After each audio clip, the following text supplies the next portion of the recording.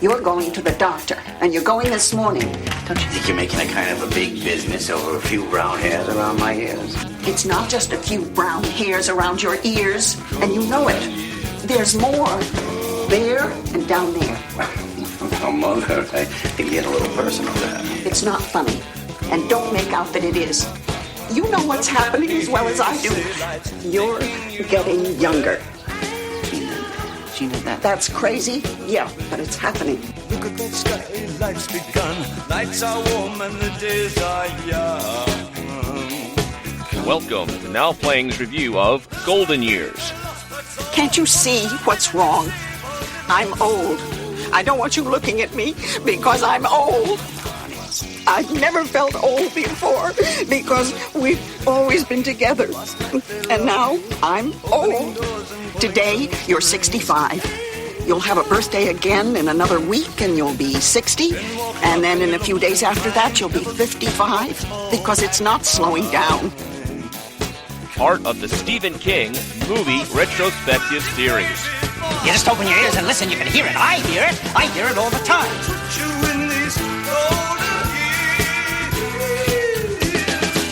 Hosted by Arnie. The guy that started this party. Stuart. You want to sign in? Do I have any choice? Not on this ship, you don't. And Jacob. What I expect from you is team play. This podcast contains detailed plot spoilers and harsh language. Arlington gave me the clearance to open the file. Listener discretion is advised. Like now? Like now would be fine. Run for the shadows in these golden years. There's my baby lost her soul. Once I'm begging you save a little golden years.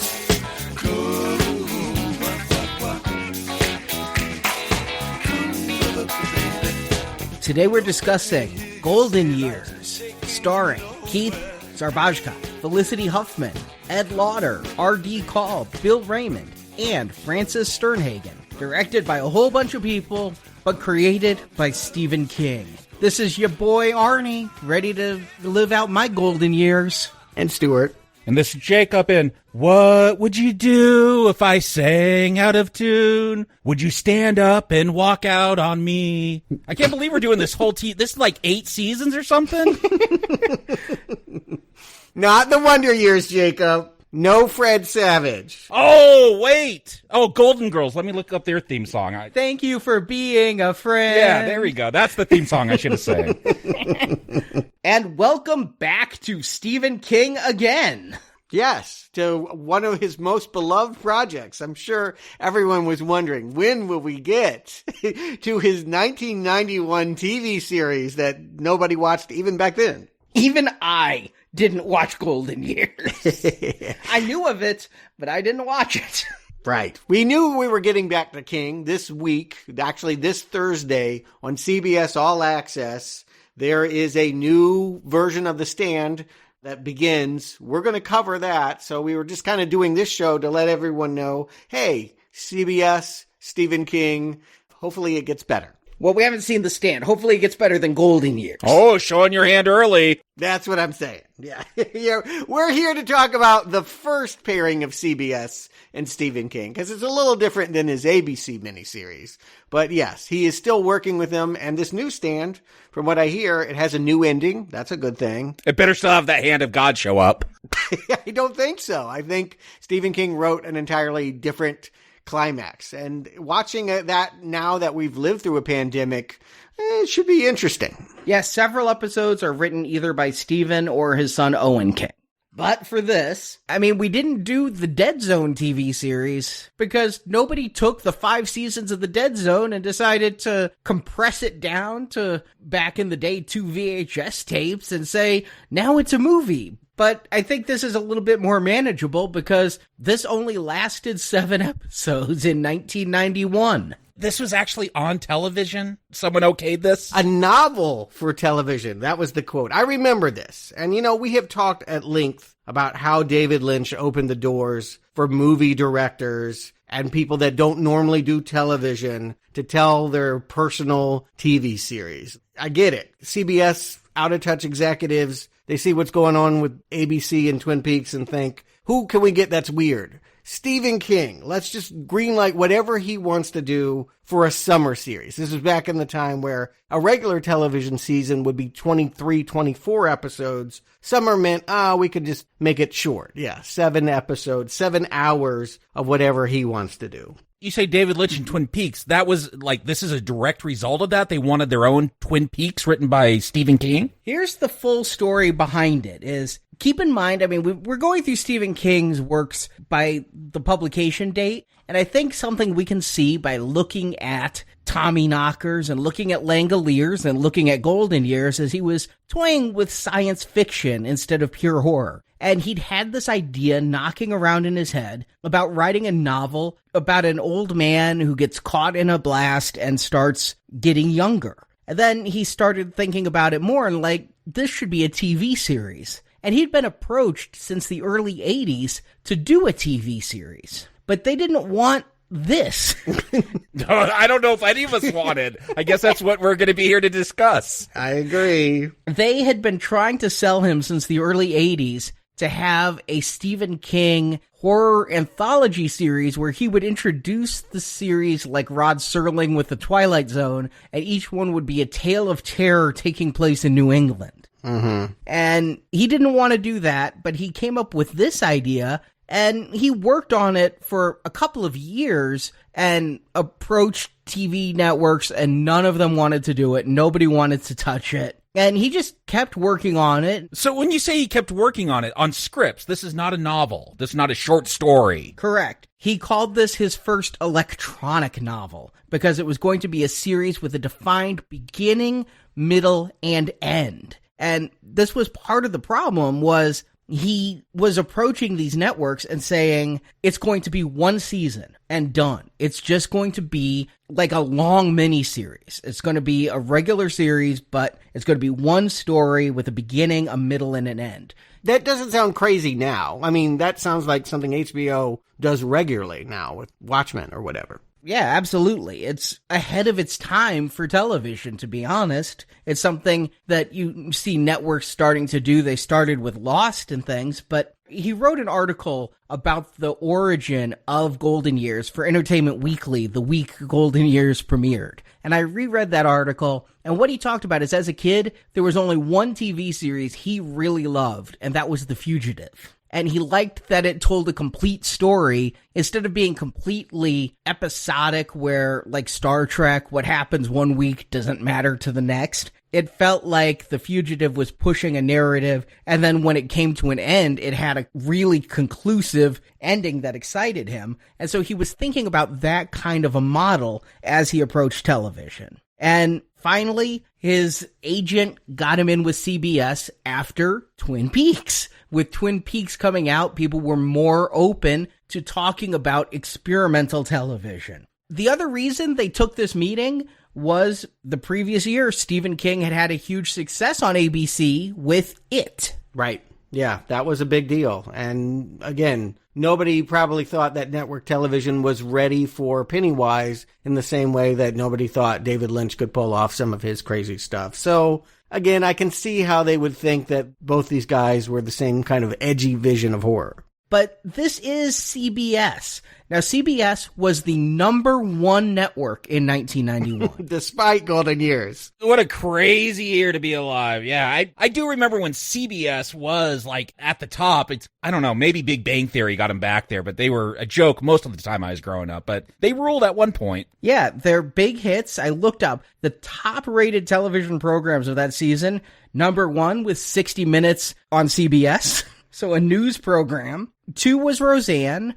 3 was Murphy Brown. Other big hits for them were Designing Women, Murder, She Wrote, Major Dad, Northern Exposure. Major Dad was a hit? Yeah, it was one of the top shows of 1991. But to me, they were the old person network, you know? Murder, She Wrote, that's all you gotta say. Angela Lansbury, that was the face of CBS to me. Dr. Quinn, yeah. Again, we're saying the same thing when we say they're the #1 network and they were uncool. the number one people that were watching television were old people. Like, that was who stayed home and watched TV. Younger people went out to the movies. I remember having very little interest in television because they couldn't give me the same bang that movies could until David Lynch brought Twin Peaks to ABC. Says the man who introduced me to Head of the Class and Growing Pains and Who's the Boss and Sledgehammer. Yeah, no, I had those 2 years. I had those 2 years in the 80s where I did nothing but watch television. And then, like, I got a job and, like, I didn't really watch. I mean, and again, there were a lot of Twin Peaks ripoffs. This is one of them.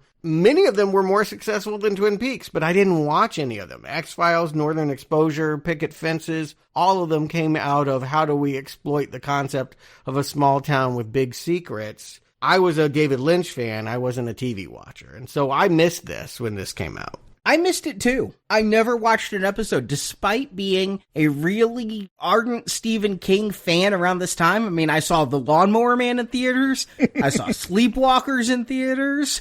You're wearing that cybersex shirt in the mall. Like, yeah, you're all... Had you heard of this, though? Like, I'd never even heard of this. No, I knew that it came out. I'd read about it in Entertainment Weekly. I was reading that every single week. I was a subscriber, and this was a cover story. I was well aware of it happening. This got the cover of Entertainment Weekly. Wow, this was supposed to be a big deal. Well, that was back when it was weekly. Now it's monthly, even though they call it Entertainment Weekly, and the cover's a much bigger deal because they have far fewer of them. Yeah, they do variant covers now. Here's your 16 Star Wars covers. It was always a running gag of, like, anybody could get on the cover of EW. Like, they had no standards. Whatever starlet of the week. Well, obviously, if this show made the cover. And King, of course, forged a relationship with them. He would end up becoming a columnist. Including very recently. I know he's been doing that quite a bit, but he went to them and he was like, I've got this idea for this one series and it's just one and done. But TV executives were like, but what if it's a hit? If it gets a lot of ratings, how do we continue it? And so King kind of dangled the idea that this character of Terry Spann, played by Felicity Huffman, could be a main character, and each season would be a new story that she would find herself in the middle of. But this would be the only season dealing with this reverse aging plot. Now, I gotta ask, was he in any way influenced by F. Scott Fitzgerald? Because the only other author I know to tackle this high concept of growing young was Fitzgerald's Curious Case of Benjamin Button, which, of course, later became the David Fincher movie. So Benjamin Button's not based on Golden Years. That's what you're telling me. It's not. And in fact, well, I mean, the only similarity, I read it. I went and found it to see if I could see a connection. They both have eccentric humor. Unlike the Fincher movie with Brad Pitt, which is really somber, it's played for laughs. It's played for goofiness. I don't think you could tell a dramatic story, which this is attempting to do, with such a weird concept. It's funny by nature. And I think King was really building off of Twin Peaks in that regard. His exact quote at the time is, if you think of Twin Peaks as a man, it's a man in delirium, a man spouting stream of consciousness stuff. Golden Years is Twin Peaks without the delirium. Oh, it's got plenty of delirium. There are marionettes being shot at in people's offices.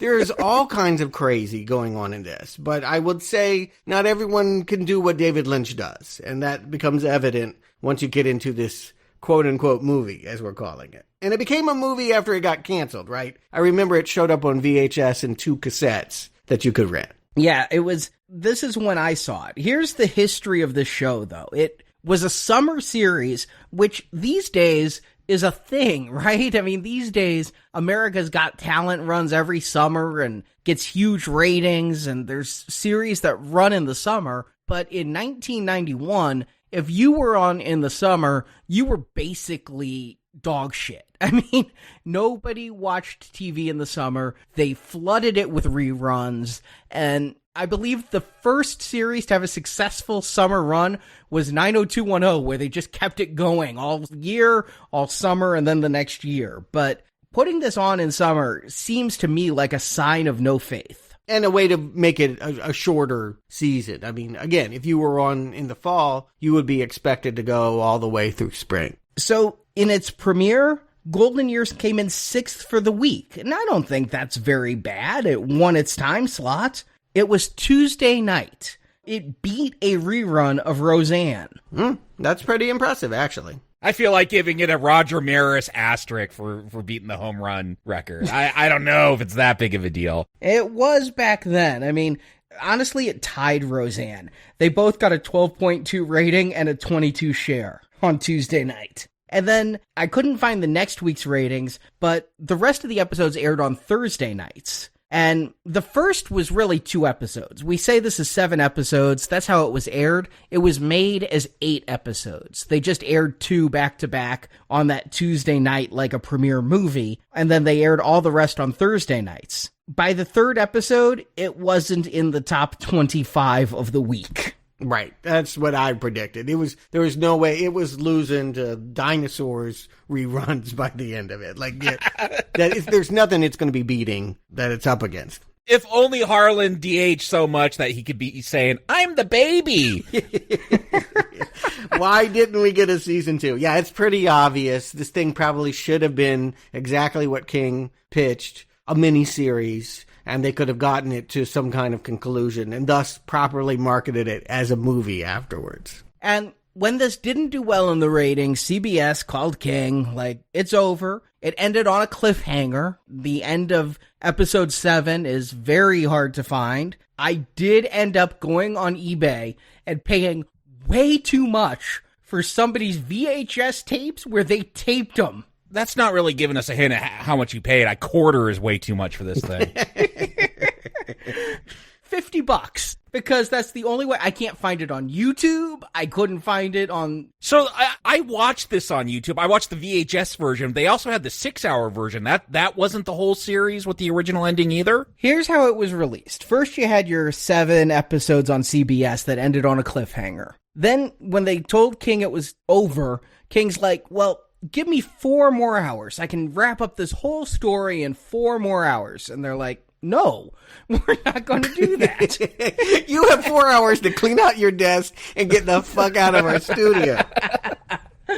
So when they wouldn't give him the 4 extra episodes, and why would they? This thing bombed in the ratings. Yeah. They were never forgiving like that. I mean, I remember similar requests being made for Twin Peaks in its finale, and that's why it ended up having that Firewalk with Me movie. Again, though, Twin Peaks, I could understand why you need another 4 hours to wrap that up. This! Oof. So then they decided what they were going to do was put it out on video and take some alternate footage and wrap up with a happy ending instead of the sad cliffhanger ending that it had ended on. So what I watched is considered an ending? Yes, it's the best they could do when you can't shoot anything else. When you're not allowed the budget to bring people back together and do more, this is the best you can do. And I think we have to give it a mulligan for the ending, being that this is the best they could do.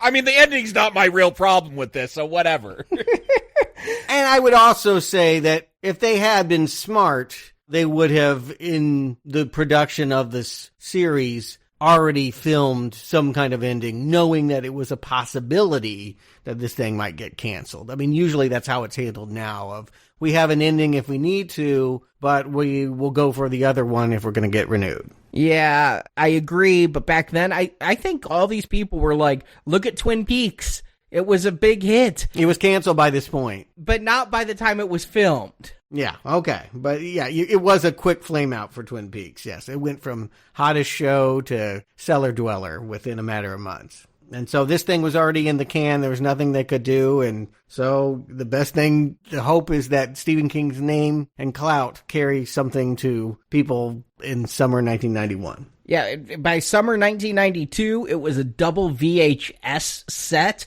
I remember renting it at my local video store and watching it late one night. And my memory was the first tape held together pretty well, but by the end of the second tape, I had not a clue what was going on. There were all these characters coming in and out. I called it a poor abridgment. Then, recently, I think in Germany and France only. Germany's still committing war crimes by keeping this thing alive. They released the extended DVD. Oof. That just hurts to think about. Where was the demand? What research marketing person's like, oh guys, there's a demand for the uncut version of this with the original ending. Like, does anyone know economics? Like, they want to make money, don't they? Who is going to buy this? You have no idea how many times I own this. I own this movie, if we're going to call it that, like 6 times in my collection. Partially because it keeps coming in box sets. Oof. Every Stephen King box set I has throws Golden Years in there. That's the only way. Like, King's got some deal. Like, I still need to get my royalties off this. Like, if you're going to do a box set, you got to include Golden Years. I got it from the library, and they put it in with Langoliers and something else. Again, yeah, I watched this off YouTube, ripped from a VHS tape, like, had to sit through that minute-long FBI warning, awful quality, awful sound, and yet that will not be my problem with this film, I guess we're calling it, this TV show. So I saw for the first time in my life, I got to see the full series mostly. I got my hands on the French DVD, and it is split up into episodes. It doesn't have end credits, but it does have opening credits. I got so sick of hearing that David Bowie song by the time it was over. Oh, I do not like this David Bowie song, and I can't believe this is the actual version. I watched the entire television series, except the German version still had the conclusive happy ending. Then I watched the abridged version, which is out on DVD. It is the exact same cut that was out on VHS. And then, thanks to that eBayer, I got my hands, I had to hook up a VCR, which I haven't needed to do since Supergirl, when we reviewed that. And I hooked up a VCR, and I got to see the original cliffhanger ending. So I have now, I believe, seen every frame of the Golden Years at least twice. You may be the only one. You could get like a panel at Comic-Con if that ever comes back as like the Golden Years expert. I've never been, I've stopped being surprised at how cults can build up around the smallest of things. But you're going to tell me this has a cult following. I dare say there's probably, even in Stephen King circles, the super fans probably haven't given this more than a single watch. Drink the Kool-Aid, people. End your life. This is not worth worshiping. Guys, I'm in those Stephen King Facebook groups that tell me Steven Weber is better than Jack Nicholson. Yeah. They love this. You got to ask about Golden Years, Artie. You got to ask. They talk about it all the time. They bring it up like their own free will. They mention this thing. Yes, and they are jealous I have these tapes. Okay. You should sell them for as much money as you can get. People who won't wear a mask in public and those who are jealous of Arnie for having these tapes, I don't understand. Sorry, we have different minds. So the basic difference, if I heard all the different ways they've packaged it, there's two. You can either watch it in, a 6-hour length or a 4-hour length. I saw it in a reduced 4-hour length, and I can't imagine what was the extra 2 hours. Yes, Stuart, I'm there with you because I watched this 4-hour thing and I'm like, I don't know why this is even 4 hours. How could they add 2 more? What they cut is a lot of character moments. It was far more focused on relationships and not plot in the 6-hour cuts. We lost love scenes between the two main characters, Harlan and his wife, Gina. I get a real uncomfortable shower scene in this one. They didn't cut him enough. No. I definitely felt that missing. Like, the show is about these oldsters, and yet this movie, they're barely in it. Yeah, that is the thing. I do, they say this is about a Benjamin Button getting younger, and then I don't feel like that premise will ever play out. And the general had a little bit more in the way of characterization. There was some more Stephen Root stuff. Here's the thing is I'm watching it, and I could go to moviecensorship.com, and it's going to tell me every frame that's different. And I tried, but the minutia was just crazy making. Like, this was cut 4 seconds. I'm like, okay, I need to see what I can feel the difference to be. Where's the 120 minutes of cuts? Yeah. The only thing I could remember is when Stephen Root is firing the old man for being old, he has like a 5-minute monologue. What? Where he goes, my father loved beef roast, but we couldn't afford beef roast growing up, but sometimes my mother would buy a beef roast because it just made my father so happy. And he would carve that beef roast on Sunday night, and he would just light up. And then on Monday for lunch, we had beef sandwiches. Are you giving us the whole monologue? I'm abridging it. This sounds great, though. I wish this was in it instead of most of the stuff I had to watch. And then Tuesday for lunch, we had beef and gravy. And then Wednesday for lunch, we had chipped beef on toast. And by Thursday, we were pretty sick of this roast beef, and we were more than happy to see it thrown out. See, the roast beef was a metaphor for an old man. No, I get it. Yeah. So King is claiming that his is not stream of consciousness. That because you talk about passages like that, and it feels like someone aping David Lynch and that those kind of eccentric character quirks that he's known for. I think this is King being King. I think Twin Peaks in many ways took from King. Sure, Lynch brought his own artistic style, but the whodunit, a lot of the otherworldly creatures and weirdness, the fact that it's a small town with all these quirky characters traces all the way back to Salem's Lot. No, we've covered Twin Peaks. They're not influenced by Stephen King. It was Peyton Place. I believe there are King influences through pop culture in Twin Peaks, especially the second season where Lynch was less involved, but King wrote the first 6 episodes here, and then another guy came in to write the last 2, while Stephen King gave him the story to write. So what you have here is King writing, and I don't think King is writing thinking, I'm going to write my Twin Peaks. No, I didn't say that. What I said was, I have characters that are just trying to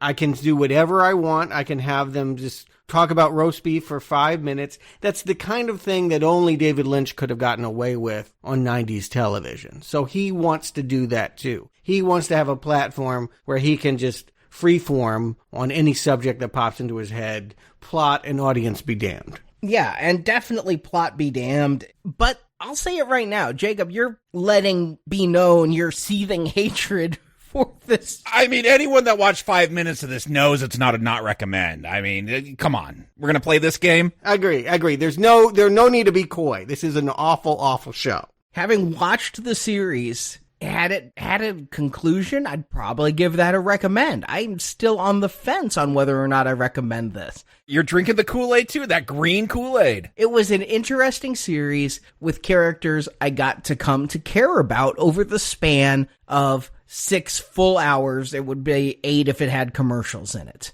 Like the VHS tapes I have still have the commercials. Those were retro fun. Your bootleg $50 eBay tapes had the commercials? Yes. The Terminator 2 ads were great.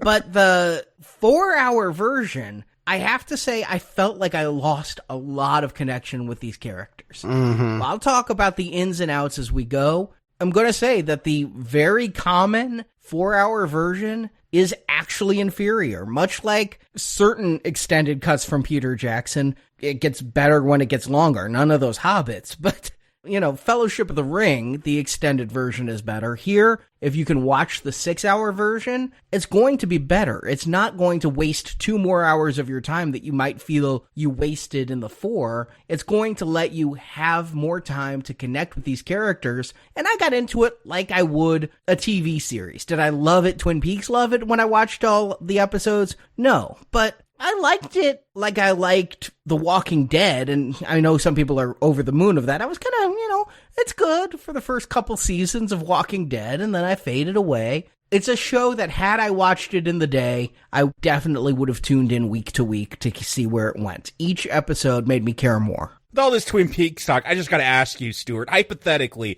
if you were as hyped up for this as Twin Peaks, where you had your pine sol and your donuts, like, what would you have when you'd watch this? Like green glow sticks and marionettes? I would think some Imodium AD.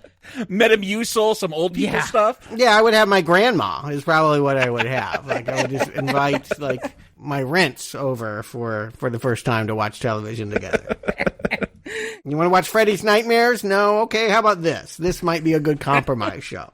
But I look forward to, because I definitely feel like the show is missing all of that humanity. So if it's there and it's missing, I look forward to you explaining where it would have gone in and who these people are, because what we're left with is a shell, and so I'm going to give them the plot and we'll get through Golden Years. Harlan Williams is a 71-year-old janitor played by Keith Zerbajka, married for 50 years to his wife Gina, played by Frances Sternhagen. Due to his advanced years, Harlan is about to lose his job at a military scientific research station called Falco Plains. But on what's to be one of his last days, an explosion occurs. The crazy scientist Dr. Richard Todhunter, played by Bill Raymond, was researching how to regenerate tissue to help heal injuries faster and regrow limbs. But Todhunter had proceeded with an experiment despite a red light on the computer panel. The result was a disaster that killed 2 of Todhunter's assistants. Harlan is caught on the outskirts of the explosion, and he's unharmed, but his eyes are glowing a bright green.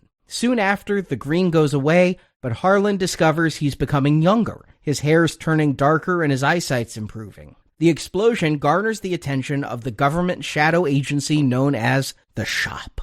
They send in Agent Jude Andrews, played by R.D. Call, to make sure the accident is covered up, and the research continues as it has military applications, such as healing soldiers on the battlefield. Andrews gets pushback from Falco Plane's commanding officer, General Louis Cruz, played by Ed Lauder, and his chief of security, Terry Spann, played by Felicity Huffman. And Spann, by the way, is also Andrews' former partner when she worked for the Shop. Andrews starts to kill everyone who has knowledge of the experiment and the unexpected de-aging of the old man.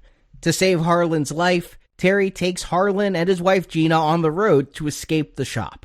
Harlan grows younger every day, leading him and Gina to wonder if he'll end up an infant, and what after that? They go to Harlan and Gina's daughter's apartment in Chicago, but despite their best efforts, Andrews is hot on their trail. His troops surround a hippie safe house where Harlan, Gina, Terry, and General Cruz were hiding. Harlan and Gina go on the run through a storm drain, chased by Andrews, and as they're caught by Andrews, Gina seems to be having a heart attack, but Harlan starts glowing green. He holds his wife tight, and they both disappear. This distracts Andrews, who's shot in the back and killed by Terry. Terry and the General then decide to go have some romantic R&R together as credits roll. I can't wait to talk about the General's getup at the end of this. Ooh, what a disguise. And you know what, though? Felicity Huffman and the Green Glow. Those are the 2 who I know went on to work again. Felicity Huffman had Desperate Housewives. The Green Glow had Tommy Knockers. Felicity, make sure you don't pay for your kids to get into USC, because it's going to go bad for you. You're going to spend some of those golden years in prison. Yeah, was he raising money to get his kids into college? Is that why he sold the rights to this? Yeah. Okay. Well, you know what? I want to say I'll start with a positive note.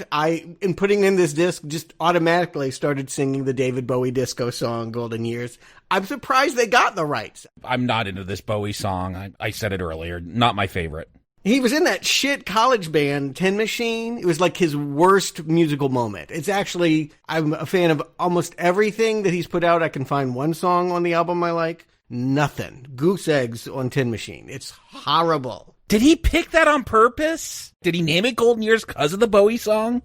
Why would Stephen King be in? I mean, his whole era is 50s, 60s. He didn't like disco. I'm guessing he did. He incorporates rock lyrics in most of his literature. He quoted so many rock songs, including Blue Oyster Cult when he did The Stand. And Stuart, you say 50s Greaser, but keep in mind, King had a rock band that he was in with Dave Barry and several other writers called, I believe they were the Remainders. And he loved AC/DC enough to give them an entire movie with Maximum Overdrive. I think Bowie was his jam, and he owned a radio station that kept playing rock in Maine after it was going to go out of business. He did it as like a charity project because he wanted to keep rock and roll playing up there. I'm guessing he reached out to Bowie himself because he had the juice and got Golden Years. I guess it's also weird because despite this high concept premise, I barely feel like the movie, maybe the TV show is different, but I barely feel like this movie is about being old or the problems that happen or the good things that happen in your golden years. The whole concept of it barely registers with me.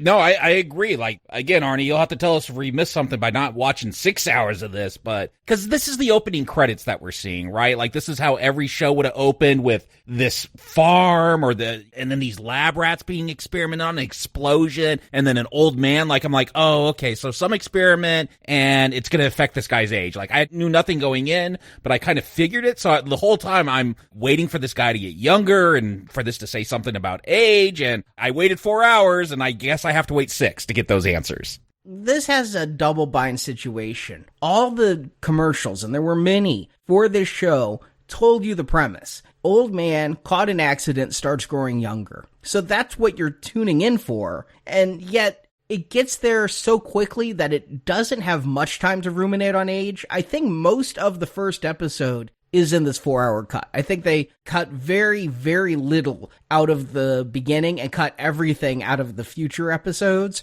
So you've seen pretty much what there is on aging. There is some more later on with his wife Gina comparing her advanced years to his younger years. And there's a lot of he has more energy than she does. He wants to dance.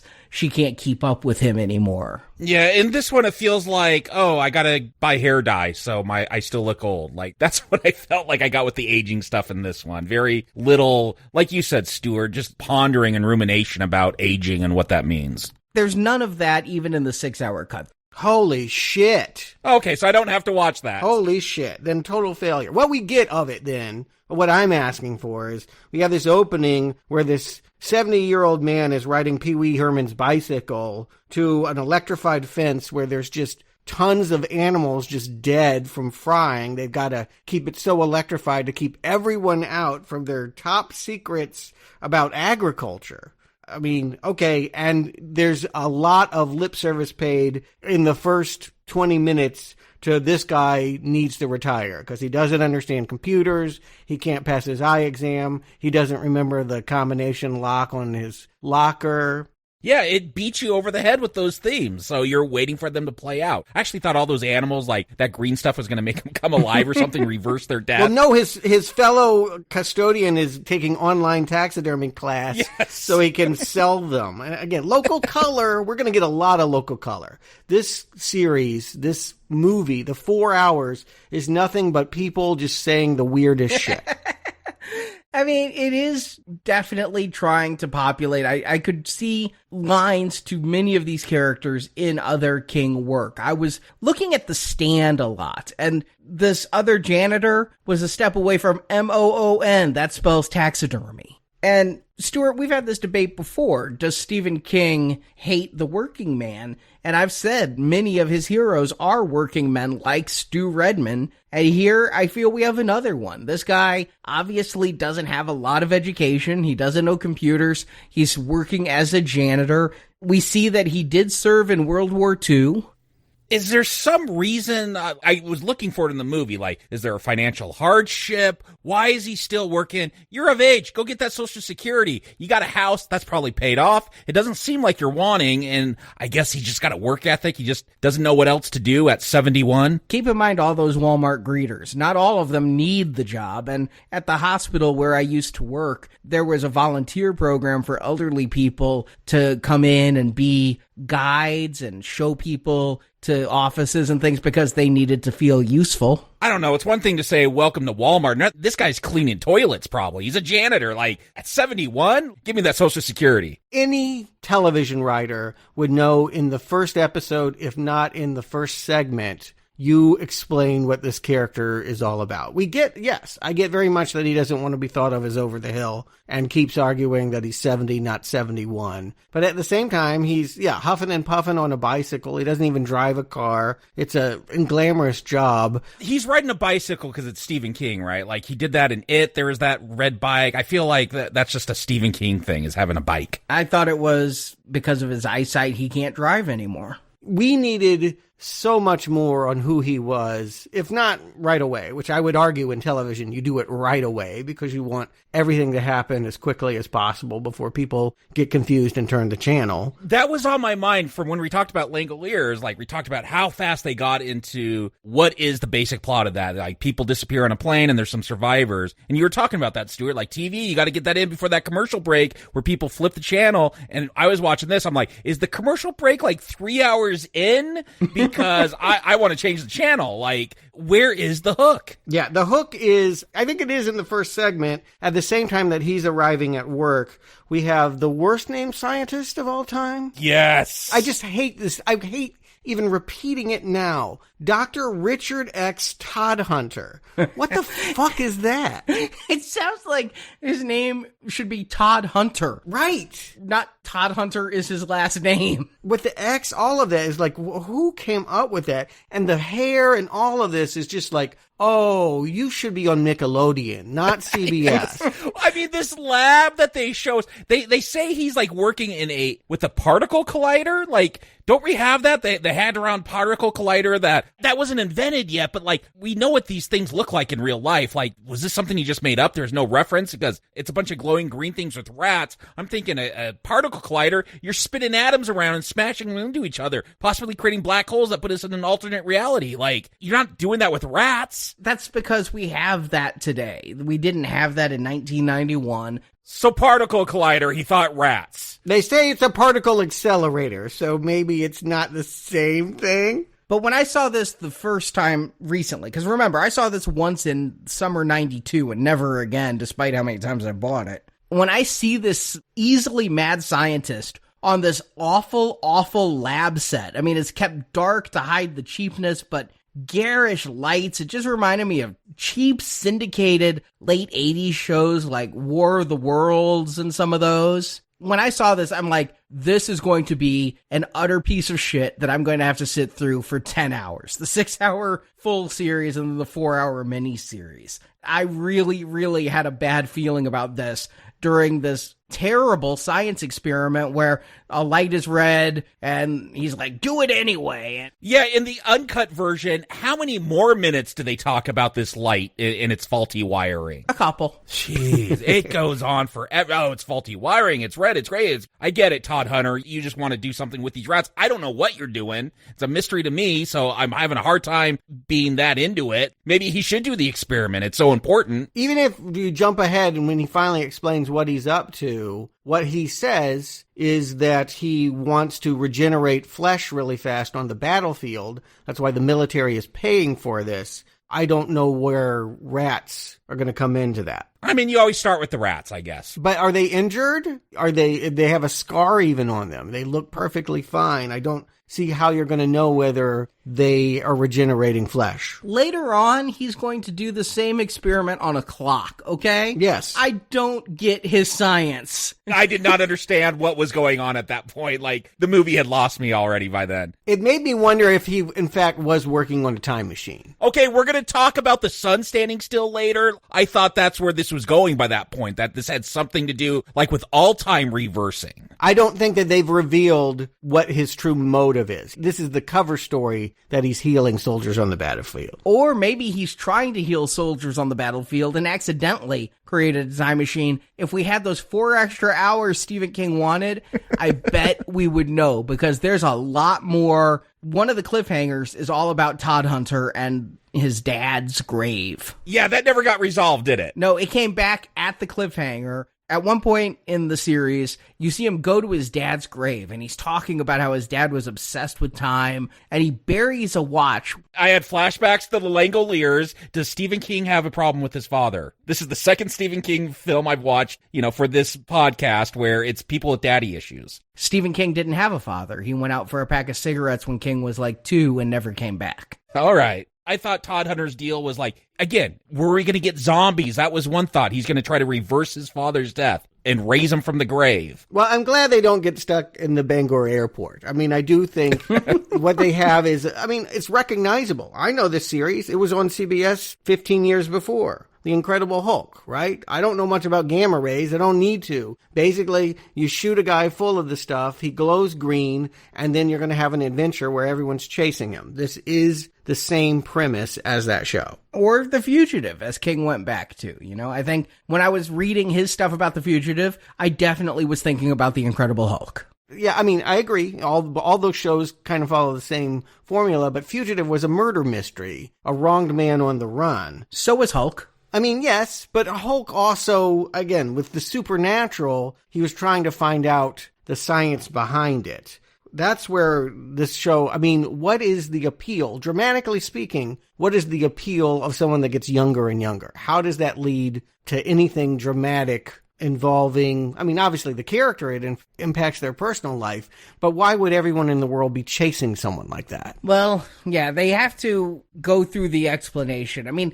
There's a lot of happenstance that occurs here, even to get Harlan involved in this accident, and it's going to show him to be a good person. While everybody is racing out of the building when this machine explodes, Harlan's going to grab a fire extinguisher and run towards it. Yeah, and I'm cracking up because, Chernobyl's melting down. Let's grab that fire extinguisher. Like, that's not going to help. But then they show the other scientists that were in there, and they've got fire extinguishers too. So I'm like, I guess that's what you use to put out green glowing radiation stuff. Yeah, and we see Dr. Richard X. Todhunter is not a good person because he runs away and knocks this guy down and bloodies his nose, as if we didn't already know from the crazy here and the fact that he insisted on doing this experiment, even though the dials and machines were saying red light, don't do it. Yeah, so this gets Harlan in that accident, but I don't know how many of Todhunter's superiors even knew or cared what he was doing until he blew up half the building. And again, agricultural research, under what guise? It doesn't matter. Well, that's the guise. The guise is agricultural research. It's like Andromeda Strain. They're not really researching agriculture.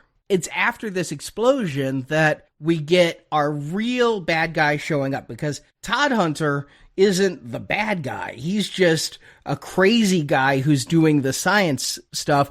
But R.D. Call shows up as Jude Andrews. I don't know R.D. Call. I looked him up. I've seen him in a bunch of stuff. He was in Born on the 4th of July. Some vet in the background, probably. He played Chaplin. That would be 2 years before this. But I do not recognize R.D. Call at all. But he's the real bad guy here. He has been sent by the shop to make sure, despite whatever Todhunter did, whatever regulations he may have broken, he's going to clean it up by killing everybody who knows about broken regulations to make sure Todhunter can keep experimenting. Yeah, because there's a General Louis Cruz. He runs the facility, but this is another government agency. It's, again, there's like helicopters flying in, and Felicity Huffman's character, Terry, is concerned when Jude shows up. You have to have your Stephen King antenna up. The shop means something because they're the reoccurring baddies that are behind a lot of malfeasance. Hey, look, when they say Captain Trips in this, I got that reference. No, they're the ones that made Drew Barrymore a fire starter. Oh, okay. They're even going to drop a reference to Rainbird. Rainbird was George C. Scott's character in Firestarter.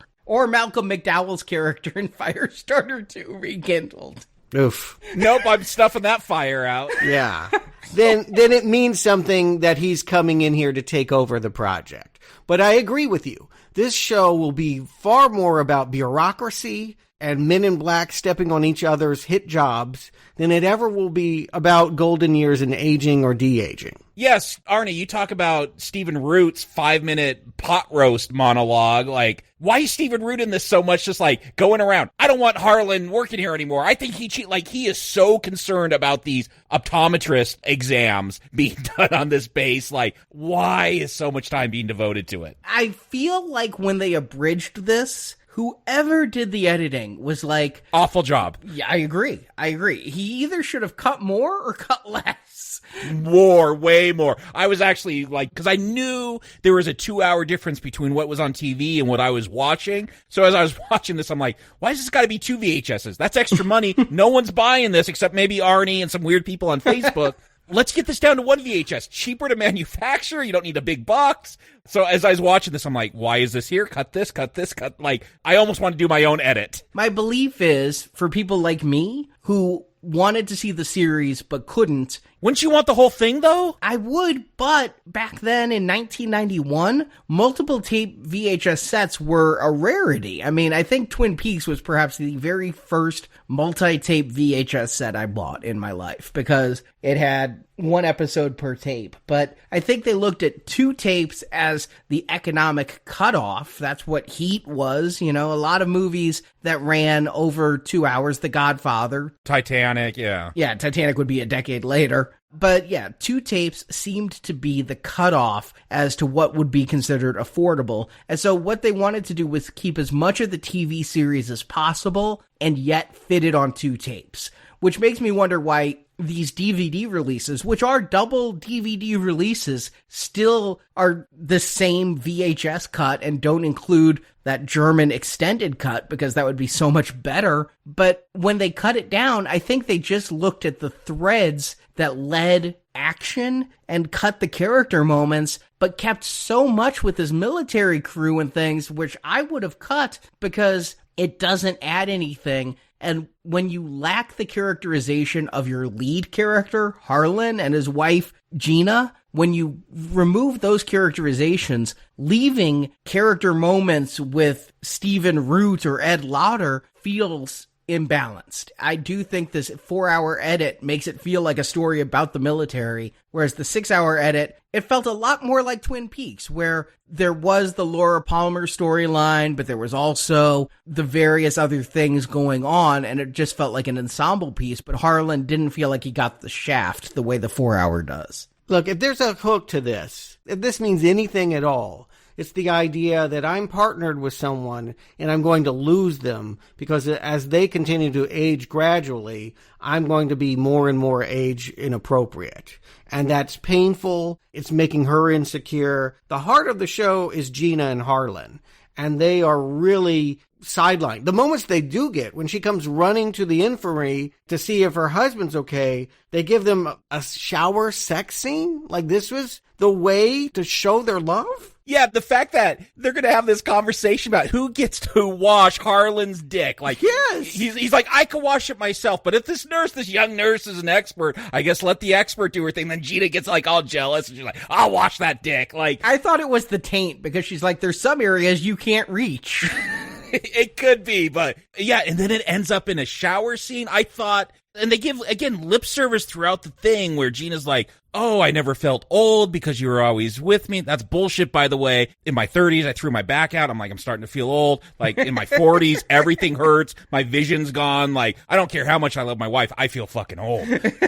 But I was expecting, like, that to be, like, some real dramatic moment where he's a 20-year-old and she's, like, 70 and he still loved, like, I'm waiting for these moments that never come. I agree. I knew the premise of this show, and I believed it would be closer to Wonder Years. Each week, he would be reminded what he's lost by getting younger. I mean, I think that there would be an irony in getting the wish fulfillment of, I'm young enough to do the job again, but I'm losing everything that mattered in my life. And that's definitely there in the extended cut, especially what it all comes from is Gina.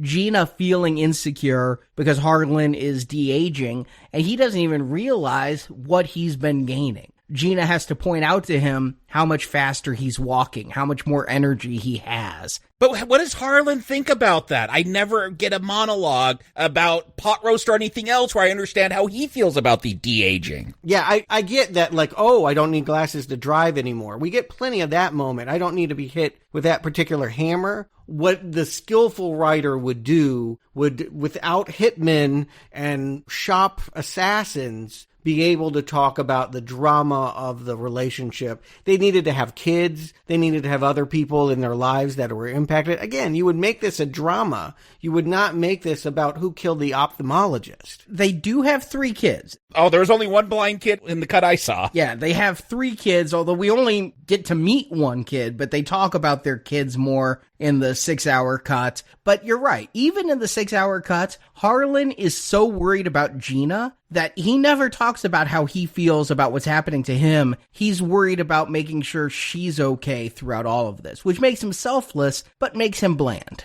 I feel like the performers are pretty good. This is well cast. I'm assuming that this actor is a fairly young 30-something that's wearing latex. Yep, he was mid-30s with a 6-hour makeup job at its heaviest. Yeah, I bought it. That is not a complaint. I believe when he is acting opposite a woman who is obviously much older and not wearing old age makeup, that they could be a couple. But they just aren't given any moments. There's not one charming moment between them. They have that in the longer cut. There's some charming moments. The only thing I'm saying you don't get is Harlan saying how he feels about what's happening to him. Which is a problem. Like, to me, that's what you asked me, what's Golden Years about? Oh, a guy de-aging. Some science experiments make him go younger. That's what I expect. Like, how would I react in that situation as I'm gaining my youth back and my body's stronger again, but I got these loved ones that are older, even though my mindset might be the same age as them, my body's younger and I can just do things they can't anymore. That would be more interesting is this whole movie is them running from something. But Stuart mentioned Incredible Hulk. My thinking the whole time was they should be trying to run towards somebody who can help them. Because at some point, he does say, what's going to happen to me? Am I going to become an infant? And then what happens after that? He does worry about this killing him. And I would think that much like David Banner trying to find the cure for his Hulkism, trying to find somebody who might have maybe worked with Todd Hunter and realized Todd Hunter was insane and left, trying to go to somebody who would maybe be able to help him would make it feel like he has more direction. Again, I'm not interested even in the science of it. What science? Yeah, well, I mean, that something is happening to him that is unexplainable. That's science. Having them come up with, like, each week he's swallowing test tubes and seeing what happens. No, I feel like this show needs to have, if nothing else, you have the drama of family, and you deal with that through this weird prism of de-aging. Todd Hunter that's just a hopeless gimmick. Like, I don't want to understand that. I think the actor is doing a terrible job. All the scenes when they cut back to him and all the weird quirks that he's doing. And again, I don't know how the lab gets rebuilt, but he's allowed to just start doing it again.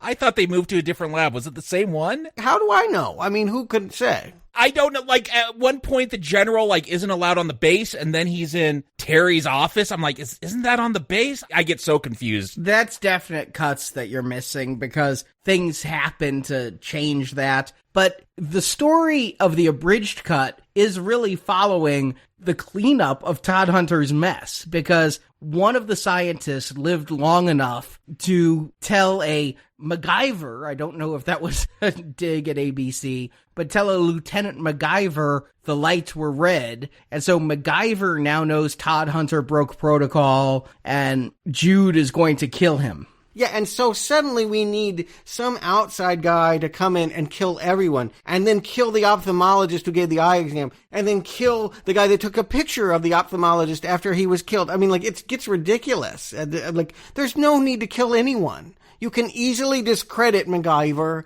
There's no need for any of this garbage. Yeah, I thought the Clinton body count was high until this guy shows up and, like, man, aren't people going to suspect something when this many people are dead that all have some kind of involvement with this agricultural supposed testing facility? It seems like a bad solution to just kill everyone. Yeah, the whole inclusion of the shop, unless this is a shop operation, you should have started there. He's a janitor at the shop, doesn't know much about what's going on. Okay, but they want to create this tension between Jude Andrews of the shop and someone that used to work in the shop but now works for this agricultural lab, Terry Spann, Felicity Huffman. I barely recognized her. You know, the voice gave her away more than anything. This would be, well, about 15 years before I'd really pay attention to her with Transamerica and Desperate Housewives. I get her confused even now with Edie Falco. Like, I forget who's who. I can see that. And here she's cosplaying as Gillian Anderson on The X-Files. Like, I don't know if she saw what Gillian was wearing in wardrobe over at Fox, but she's like, I want in on that. Who played with marionettes, though, on X-Files? Was there an episode where Scully, like, was doing a puppet show? I really want to point this out.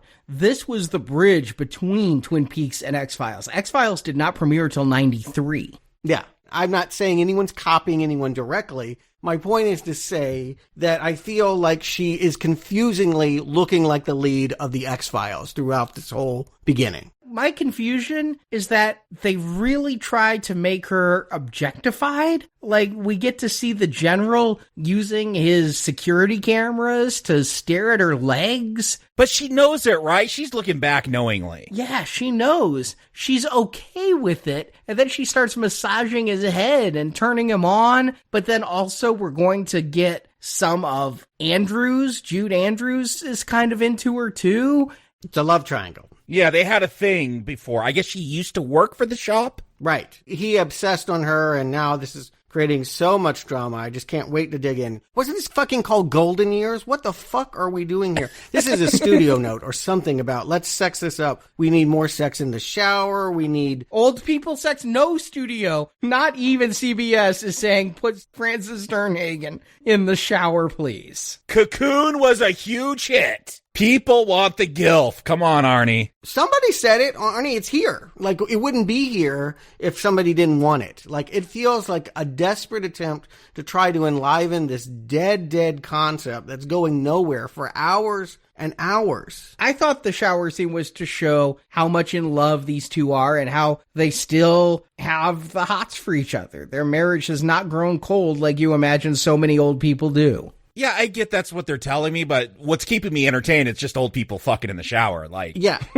And maybe you wait until you get him home and he's not glowing green from a laboratory experiment. Just maybe. Like, this is something you set up at the beginning before he goes off to work. But then, yeah, Terry, again, she'll do obligatory bra and panties shots later. Like, they're doing whatever they can to try and, like, drum up some kind of intrigue on this dead-on-arrival concept that the shop needs to kill everyone surrounding this janitor guy. Yeah, and it gets to be a bit much. The amount of bodies that Andrews ends up dropping. You know, when he just killed MacGyver and made it look like a car accident, I was like, okay. But then when he starts killing the optometrist when he didn't need to, and he kills the doctor who's feeding him information for no apparent reason. He kills the photographer that was just there to take a picture of the crime scene. Why would that be something you'd want to cover up? Because he might have photos in the crime scene that could lead to him, I'm guessing. You saw the longer cut. Was it there? No. Well, then no. Then this is all a crazy wild goose chase. By the way, your first episode, you want to set up the template for what every episode to follow would be. And if this is an adventure on the road, by the hour 1 mark, motherfucking Felicity Huffman needs to be getting these old people in her car and driving away. That's not till the second tape, I believe. I can't even believe that it takes 2 hours in the shortcut. It's at the end of tape 1 when she says she's going to get them on the road in the shortcut. And in the long cut, it's almost episode 4 before they go on the run. No TV writer would ever do that. You have to tell people what the show is. And if they don't know until, episode 3, that it's going to be about being on the run, you've done a terrible job setting up your series. And this could be why nobody tuned back in, because they didn't know where it was going. All they saw were nonsensical killings and an old person aging backwards.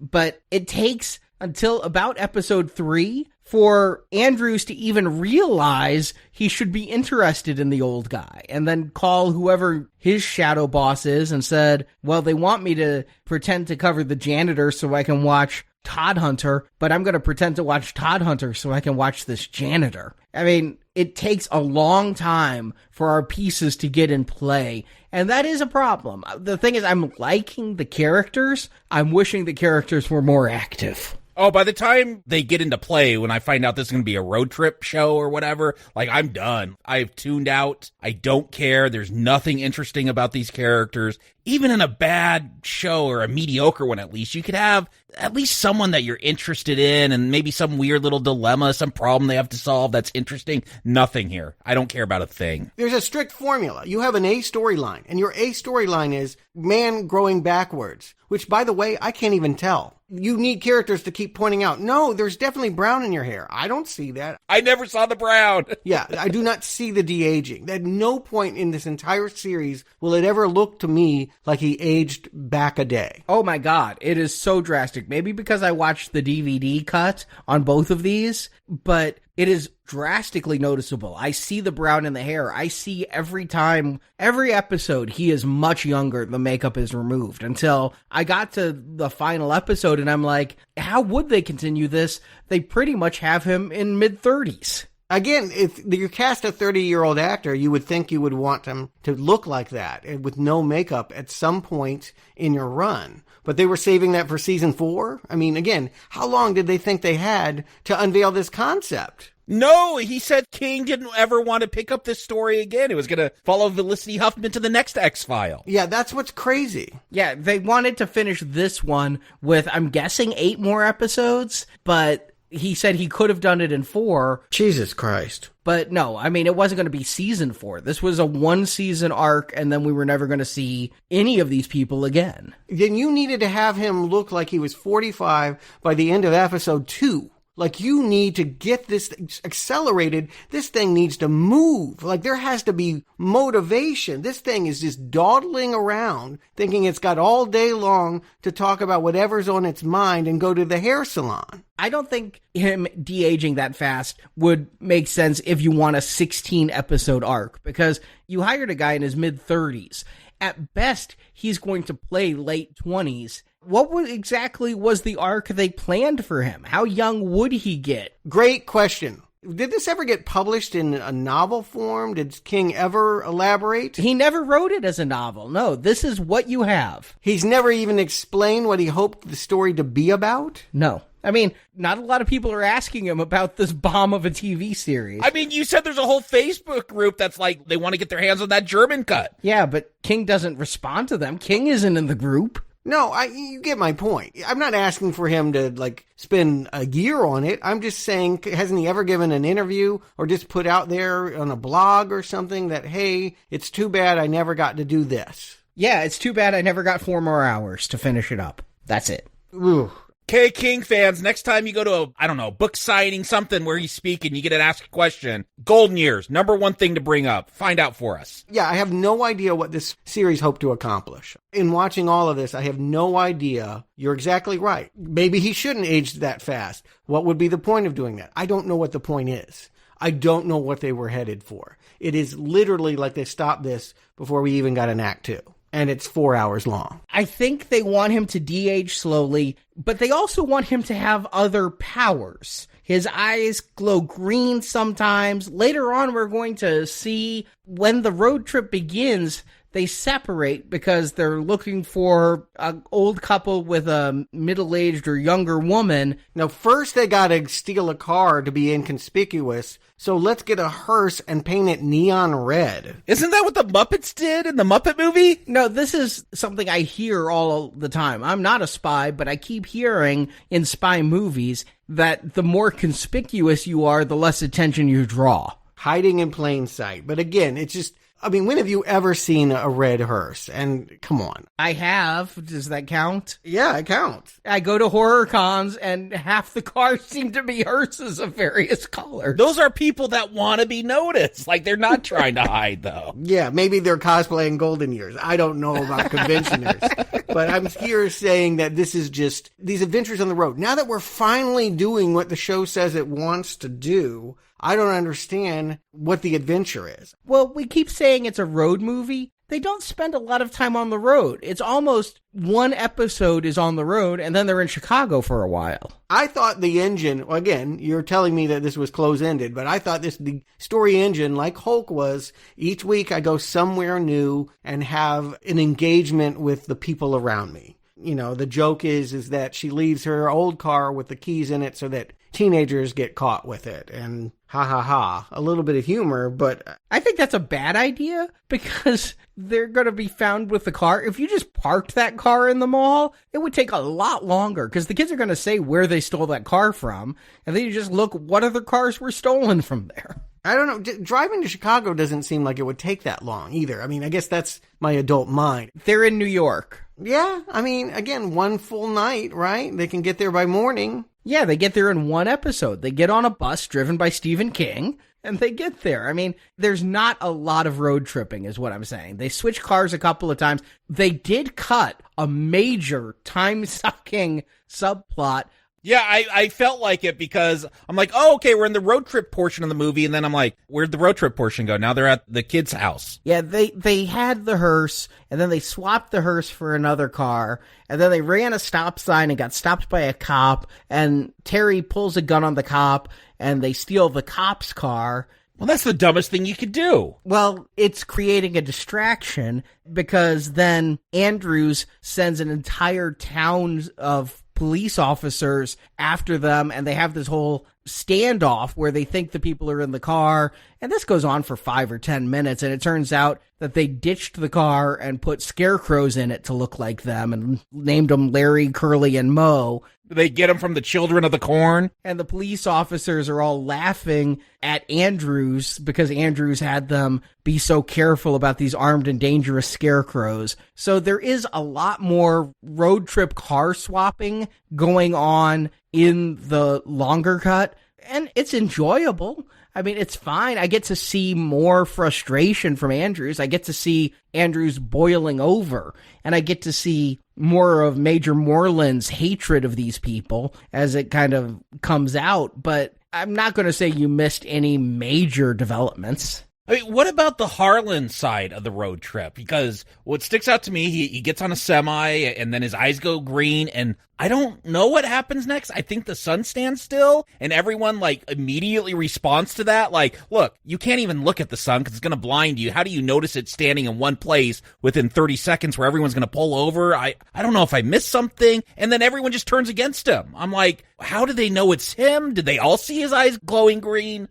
Maybe stuff was cut out and this all makes sense. I'm just left confused. No, that is what it is. And that is a scene I would have cut from the shorter one because they're obviously building, they're teasing something here that would come into play in the end episodes. But since it never comes into play, since we'll never see this again, I know it's probably a very expensive sequence with extras and the sun rising and things, but this makes no sense and I don't understand any of it. He seems to be, he's what, going to become Powder or some messianic figure, right? No, I thought people were going to turn to him like, heal me or Jesus, and that was going to be a big part of this. Like, maybe that's how Jude finds out where Harlan is because there's this new cult or something. Like, I'm thinking of all these ideas, and apparently it was a waste of my time. No. Slow it down because I think you're right there. He's Jesus Christ, and Judas will kill him while he's going to be doing something magical with people week after week. Again, I'm imagining a highway to heaven or something. That's what I imagine the TV show would be. Again, you talk about The Fugitive, it's like go town to town. Sure, there was an overarching storyline, but it's go town to town and help, some kid find his lost bike and look for the one-armed man at the same time. He's a green Hulk angel, and instead of getting episode after episode demonstrating that, we get one scene of a trucker pulling over because his radar exploded and everyone on the highway pulling over and praying because the sun it's time-lapse photography. It's what should be taking all morning for the sun to rise is taking a few seconds. And it makes me wonder, is this happening all over the Earth? Did he speed up Earth rotation? What's happening globally? You can't have a sun rise in one spot. So what exactly is going on? Are these people moving faster in time? Is this a Langoliers type thing where they're moving at a faster frame rate while everything else is going on around them slower? No, this is never explained. It's an interesting scene that hints at things that could come. And there is some religious imagery around Harlan's house at the beginning, and Gina's going to have a conversation about religion later on in the show. I think you're right. I think you're right with Judas and Harlan. I think that may be how it would have ended, but it never gets there, so this just becomes blue balling. Yeah, they sing some really annoying, like, have you ever heard of this Lord said to Noah build an arky song or whatever? Like, yeah, I sang it every Sunday at Sunday school, Stuart. I went to Bible camp. I was raised to know some of this basic stuff, but again, they're building to the idea that he has some kind of pseudo, that was big in the 90s. Angels came back. We thought the end of the world with the millennium coming. Touched by an angel. Yeah, like that he would be this figure kind of makes sense. And that this Felicity Huffman is going to be like, this is her X-Files. Instead of having this in one episode on the X-Files, I just feel like, yeah, they're dragging it out again and again, but it's not touching. This angel is not moving. This moment is weird and it's over and no one ever talks about it again. And we never see the aftermath. It just cuts away. That was the end of an episode. That was like the cliffhanger of an episode. And when the next episode begins, he's showing up in Chicago. Right. And meanwhile, like his wife and Felicity Huffman are traveling in some bus. Nobody's talking about the fact that the sun's streaking by like a comet, or it's all about an undercover cop and they call the athlete department. And Stephen King's, of course, the bus driver. Yeah. Driving it off a cliff. I mean, this stuff is, you're right. I don't need to see any more. We know by this point, which should be the good stuff, that it's not going to get any better. It wasn't just that this had a slow start as a series. This is a go-nowhere premise. They don't know what they're doing. It's ambling around without any definitive point. But I think the fact that it is basically, in King's mind, a mini-series, that we're not going to have a story engine. We're not going to have a repeated thing of him going town to town and doing things, because this is to be a one-season arc beginning to end. But it wasn't even close. Again, all they do is get to the daughter and it's over. Don't tell me that 2 more hours would have fixed this. What was any of this about? Even if this is a miniseries, not a TV show, you still have an ABC plot, and as one gets resolved, the one becomes the A, then the C moves to the B. Like, you still got to move along with something that's going to be this long. You don't tell a 7-hour story where you got a 3-hour first act. See, I think what they were doing was looking at Twin Peaks and what Twin Peaks did wrong with the Who Killed Laura Palmer, and they decided, let's just have one season and we're going to make it this story. Imagine if Twin Peaks, if David Lynch had said, we're doing one season, it's going to be Who Killed Laura Palmer, beginning to end, and everything else that goes on, and then we're just calling the series done. I think that would have been a stronger series, and it wouldn't have died so unglamorously. Yeah, be that as it may, you're acting as if this had a clearly defined ending. What I am accusing King of is having no idea what he's doing. Like, none. And no interest in getting there. I just like to watch bureaucrats make conspiracy theories about JFK, and I'll have Cruise go to the Watergate Hotel for some reason, and then he gets confined to the base, and they have all of this garbage about him versus the shop guy trying to hack files or something. Like, that's the best scene of any of them, is Stephen Root versus another guy trying to delete files. Yeah, you remember that intense scene in Clear and Present Danger? I was right back there. What is Sparrowhawk? I didn't even get, like, how they guessed the password. They're told it every day. It changes every day. Yeah, they just have a different password every day so that they recall, oh, it's the 15th of June? Okay, you know, it was some rotating password they had to recall. Okay, I hate this show. Just, are you kidding me? Like, nothing pays off? Like, whatever. Like, no, this is just such a time waste.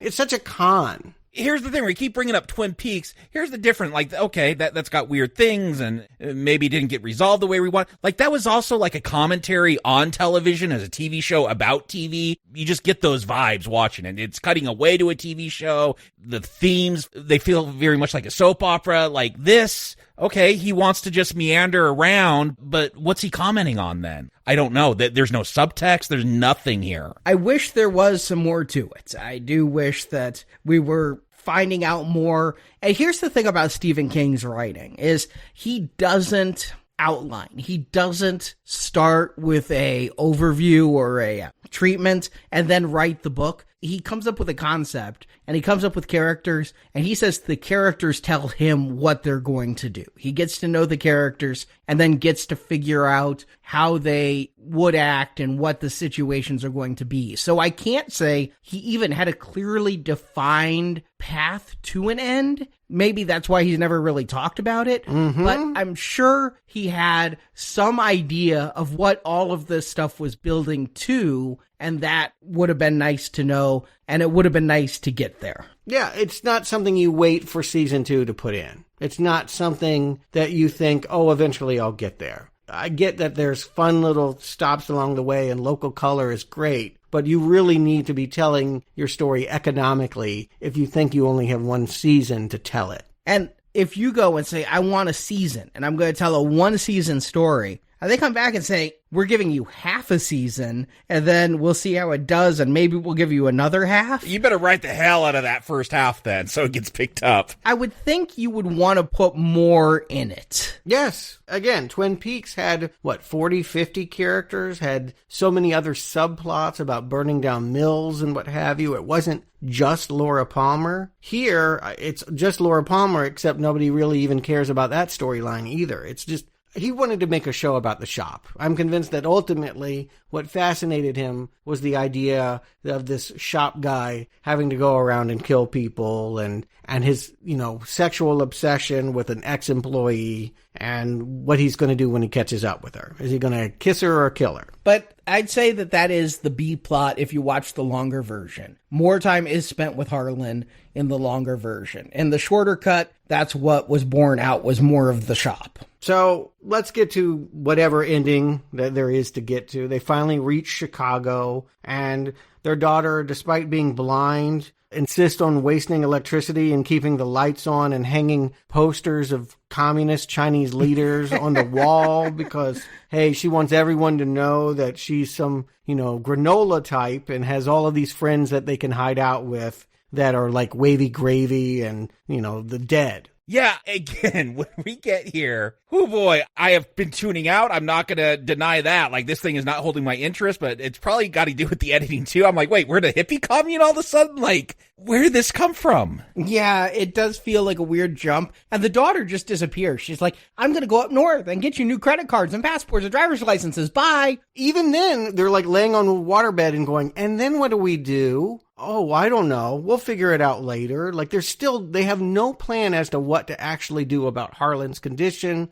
or what they're going to do about the fact that the shop wants to kill them. The plan for the next several episodes is just wander around and see. Leave the country and see if we can pay for a European trip for season 2. Mercifully, Captain Trips is a traitor, and so all of these plans are going to get shot down in a hail of bullets. Yeah, I knew at the moment his name was Captain Trips. That can never be good. But yeah, the catalyst for all of this is going to be Stephen Root, who kind of goes like Bronson Pinchot in Langoliers, right? He just kind of goes nuts and gets really obsessed about paperwork and who's funding this. Yeah, I wish this was 4 hours of Stephen Root just doing this, honestly, talking about roast beef like you were talking about, and I don't know, flipping out about people having 20/20 vision or not. Like, oof, it's not even a bright gem. It still looks like a rock. It's so unpolished, but that is the only kind of little bit of hope I can hold on to. Again, you gotta like these people to just riff and do weird things with Coke bottles and scream, and then it just starts a massive shootout where Jude decides, kill all the hippies. Yeah, well, I mean, the audience is rooting for it when they're like, they see Felicity Huffman's gun and are like, oh, we can't handle that. I mean, they're just, they're playing to the crowd at this point. Like, we know that they go out there and make a Beatles joke about, hey, Jude, and I mean, none of it's particularly funny, but it's very broad when we see, this hippie commune, Sybil and Tom, be mowed down. I hate the Hey Jude joke, and yet I love the actor who plays Jude's response to it. Like, the facial expression he gives, like he's heard that joke his entire life, and it's just like, fuck. You saying whoever this RD Call guy is, he pulled off that well. Yes. And then, okay, so the old couple and their escorts are sneaking out the back, and suddenly they're coming out of a sewer? Yeah, it was a storm drain. And there was a little bit more build up to there being one there in the longer cuts. You're not filling in a picture here. Basically, they ran until they got caught. Jude comes at them. And then what was the original ending? What was the ending that was going to make people tune in next summer in 92? Well, they cut out, even in the German cut, some of this, but Gina has been kind of clutching her heart and looking pale, and you get that she is dying, and there's more romantic scenes between her and Harlan. We get to see the last time they make love in the shorter cut, but there's a lot of build up to that in the longer cut, and you get that she realizes she's going to die. Yeah, I definitely pegged her for dead. I thought it would be this shop guy, Jude, would shoot her, right? Well, so she's getting really sick. Harlan won't lead her. Terry and Cruz go into the storm drain to leave. Harlan leaves carrying Gina, and he gets tranquilized. So it's presumed Gina is dead. Maybe not, but it seems like Gina is dead. But you're saying from a heart condition, because she was having a frail heart because she's old, she's 67, and that's making her drop dead in this stressful time? Yes. But this could be a false death, right? It's a cliffhanger. It's not a cliffhanger. I let go. I fell. Yeah. Yeah, and there's no way any CBS executive is going to let a 40-year-old hump a golden girl. Like, I mean, she's not coming back for season 2. They're not going to show them make love with him being young. we'll talk about the ending they have, but he was pretty young when they had the sex scene here. He was 40-something. You say that, but I did not see it looked a shade off from where he started the movie. Oh, vastly different if you look at... Watch an upscale DVD. It is very, very different. He is very smooth-faced. I'm not even saying I'm right. I'm just saying it's not noticeable. You told me this was a thing about a man turning young and he barely gets into middle age. I don't know what you didn't see, but all his wrinkles go away. His hair becomes fuller and darker. He looks very different. He never acts young. He never becomes young. He becomes middle-aged. He looks like he's 50. He started out as 70. 20 years to me is not dramatic. Yeah, I mean, there was still half a season to go where he'd lose 20 more. But so he gets captured and he's taken back to the lab for study. Terry and Cruz are going to go rescue him. We cut back to Todd Hunter back at his dad's grave, and he gets that watch he buried earlier for some reason. And then the last thing you see on the unedited ending is Harlan asleep at the lab, and his eyes are glowing green. Yawn. That's a hook? Yeah. We've seen his eyes glow green. Who cares? But the ending we get, what I was thinking of was Twin Peaks Season 2, and how on edge I was when I saw that Cooper had been inhabited by Bob. I was going, where's Annie? Where's Annie? And how I called our local affiliate executive at home at night and was like, you gotta make this show continue, do what you have to do, talk to ABC. But imagine if they put this out on DVD, Twin Peaks Season 2, and they have that whole last episode, and then Cooper walks into the bathroom. It takes a shit. No, he walks back out and says, isn't it great that we defeated the Black Lodge? Credits roll.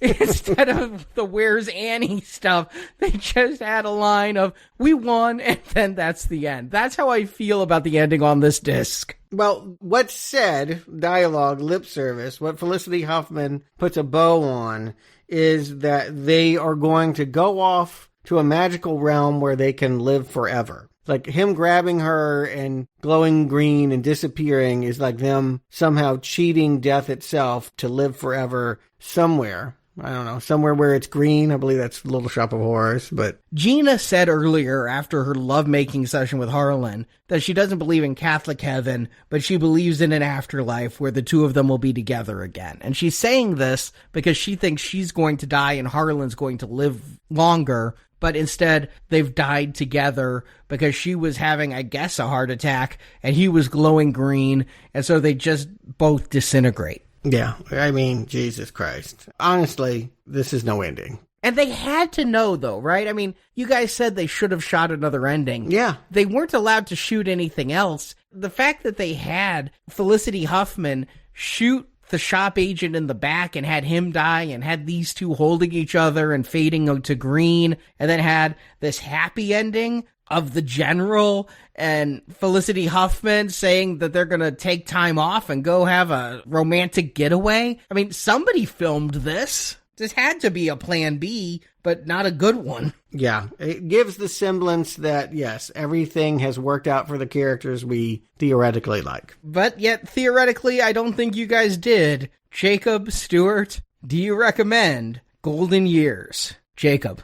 I mean, I already said at the beginning of the show I don't, so no. But look, if this was really greenlit because of David Lynch's Twin Peaks, then Golden Years, not The Return or Fire Walk With Me, is the worst thing to come out of Twin Peaks. Felicity Huffman, yeah, add more to her sentence for cheating to get her kids into college because of this film. Like, this is bad. There's no hook. Literally no hook. Nothing to keep me interested. And Arnie, look, I know you tried to tell me what happened in that 6 hours. From what you've told me, there's nothing in those extra 2 hours that I needed to stay interested here. Nothing about how Harlan felt about getting younger. Hell, anything about someone going through the process and getting younger. Like, that's what you're telling me this is about, and then we're going to get a 3-hour chase for the rest of this film. This is garbage. Give me the Langoliers. I want Langoliers too. Give me 3 hours of those Pac-Man just eating up airports. Anything other than this. This is awful. Strong not recommend. You'd have to wait 4 years after this for Langoliers. A better wait than watching this for 4 hours. I'm dreaming of the mashup where the Pac-Men come. That's really the ending they should have. Like, they come out of the sewer drain and the Pac-Man's there is like, arr, arr, arr, arr, arr. Yeah, there's some kind of weird time travel. Those Pac-Men could have shown up and just eaten everything. I wish they ate this tape before we could ever have to watch it. Stuart. Yeah, I mean, I think Stephen King's reputation, first of all, is pretty spotty when it comes to being a novelist and a short story author. I think that many of his books don't really pan out when you get to the end. He really shits the bed when he's a director, Maximum Overdrive, but I do think this is his worst creative impulses exposed. I mean, Golden Years is going to haunt him forever because there are very concrete rules to structuring episodic television. You gotta have that good A storyline to keep the audience hooked. If you don't, they're gonna flip the channel. In a novel, sure, you can spend 100 pages on people giving eye exams and shooting marionettes or whatever shit you want to do. That's malleable. Okay, that's a novel. But no TV writer in their right mind would make an entire episode about killing an ophthalmologist. That's not a hook. That's not something that you spend any time on. And here, I think they spend like an hour. David Lynch is an acquired taste, a very different director than Stephen King, a very different storyteller than Stephen King. Very talented at creating a sublimely weird and funny, ominous mood. I think that he certainly became self-indulgent, as we saw in that third Twin Peaks season. But even at its worst, even at his most arch and meaningless, he never touches what this Golden Years does. I mean, they waste so much time without telling you anything about the aging process, about true love, even, the FBI and the shop and all of that. They tell you nothing. It is literally a show before Seinfeld. It is a show about nothing. And it's sad because I think these actors are all pretty good. The sadness is that they're pretty game for doing whatever, is asked of them. But they are overshadowed endlessly by campy hit jobs and a really, really bad mad scientist impersonation. I mean, all that shit with Dr. Richard X. Todhunter. Ugh, just the worst. I mean, it takes some talent to get to be at the bottom 10 of this retrospective, but I do think that it's right down there with Trucks, the TV pilot, and Firestarter 2 as some of the worst Stephen King we've seen. And again, Stephen King should never write for television again. Ever, ever, ever, ever again. You guys and your hyperbole. I mean, come on. Saying this is worse than Twin Peaks Season 3, no fucking way. I will return to the return any day before this. Oh, you kidding me? There were so many scenes of mood. Maybe it didn't add up to anything, but there were so many well-crafted moments. There's not one moment here, not one green glowing moment of pure entrancement. Nothing here is interesting ever.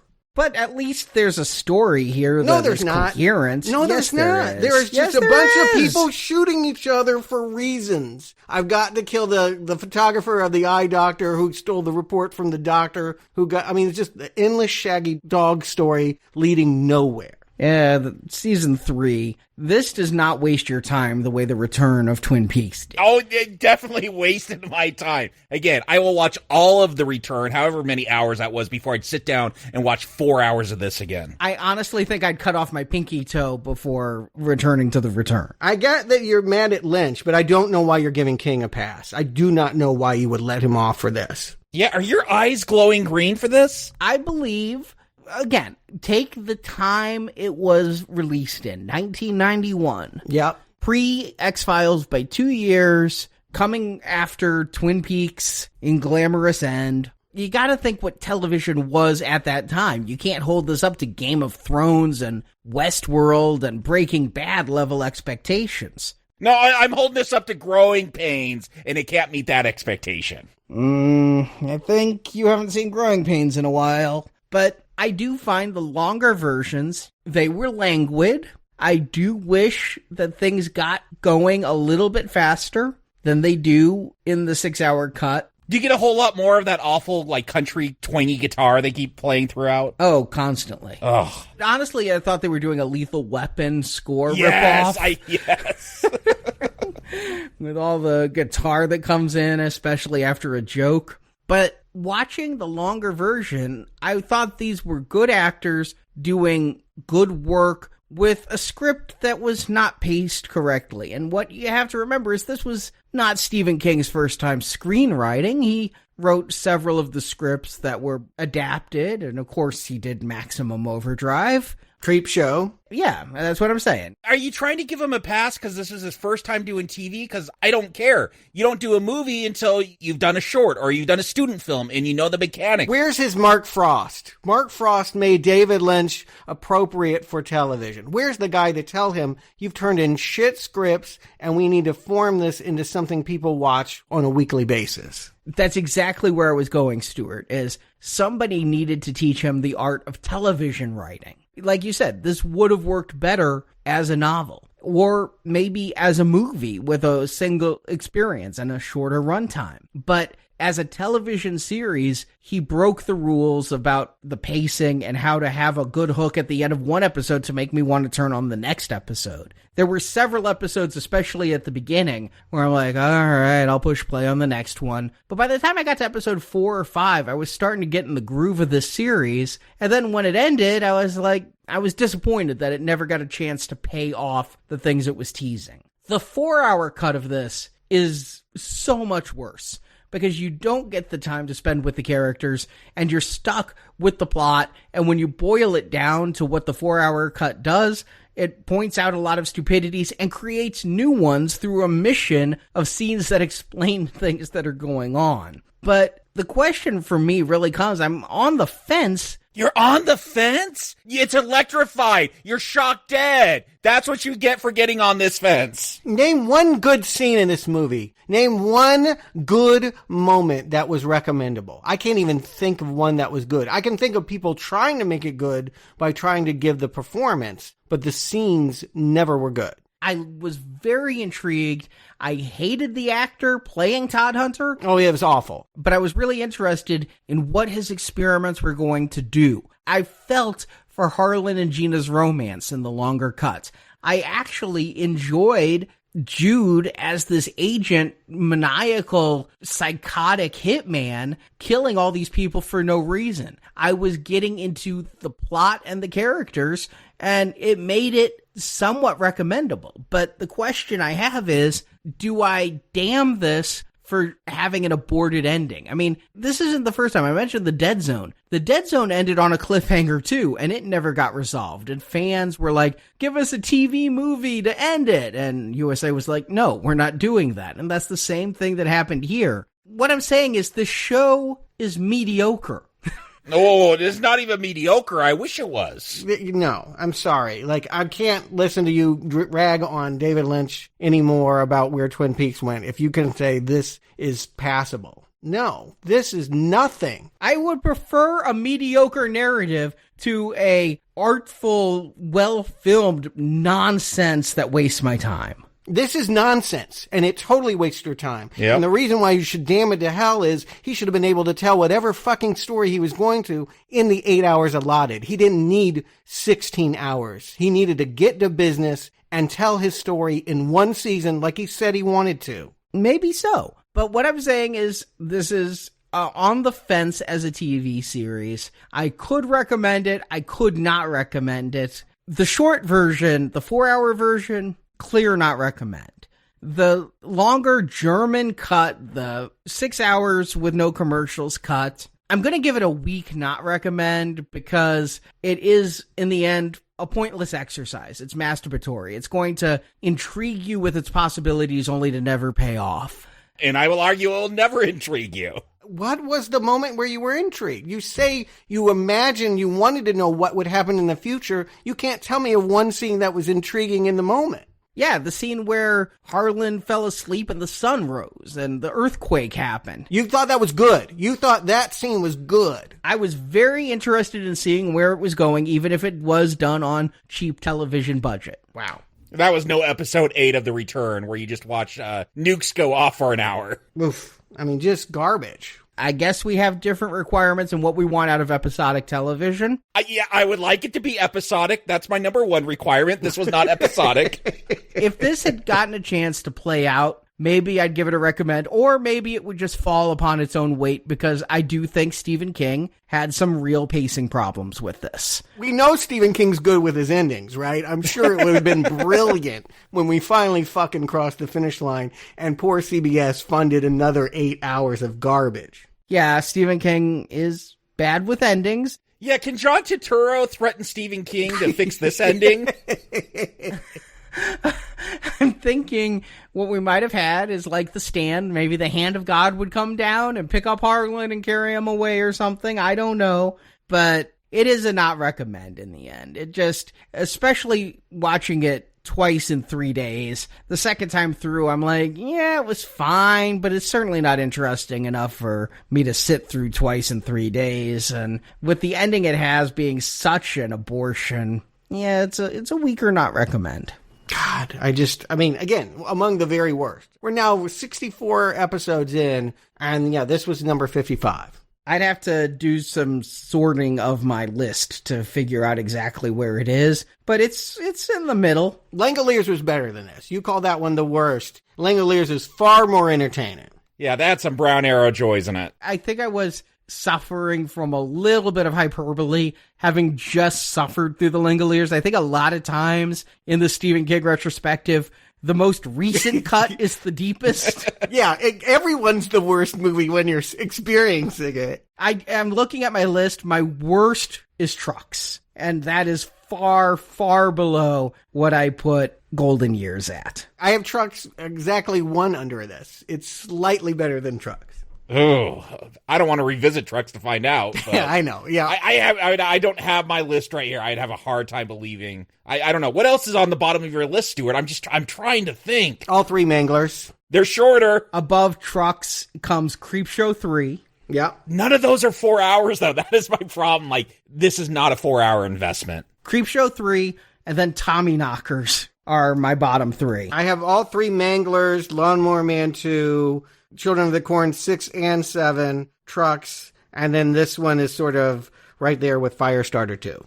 Those are all bland. They've kind of just faded from my memory. This one, like, I have such a burning hate for this thing. Yeah, it will fade, though. I do feel like, because there was nothing here to ever hold on to. Yeah, it's going to fade. What Stephen King thing are we going to do next week? So this one fades away and I have a new thing to hate. I think we need to let this go for now. I think we've done our due diligence on picking up on the Stephen King series, and I think it's time to move on to other things. So, thank you for listening. We will be getting back to Stephen King in February after The Stand finishes its run. But next week, now for something completely different, Tenet. Yeah, I think people have been waiting. I mean, I saw it back in theaters, IMAX, back when it opened. We wanted to talk about it, but I'll just put it out there. I've appreciated having some months to absorb what I watched, because man, is it dense. It's very hard to hear what's going on in that movie. It's very hard to understand what's going on in that movie. And having had some months to process and read the screenplay and watch it at home at my leisure and be able to rewind and turn on captions, yeah, it should be a really big show. Yeah, I saw it in IMAX as well because I wanted that IMAX experience. It was filmed in it. But now I'm more excited for the subtitles experience than the IMAX experience. The way Christopher Nolan meant it to be seen with subtitles. I have not seen it. It'll be my first time. But Stuart, I got to ask, if I know a little bit about the plot. If you rewind it to catch something, are you actually forwarding it?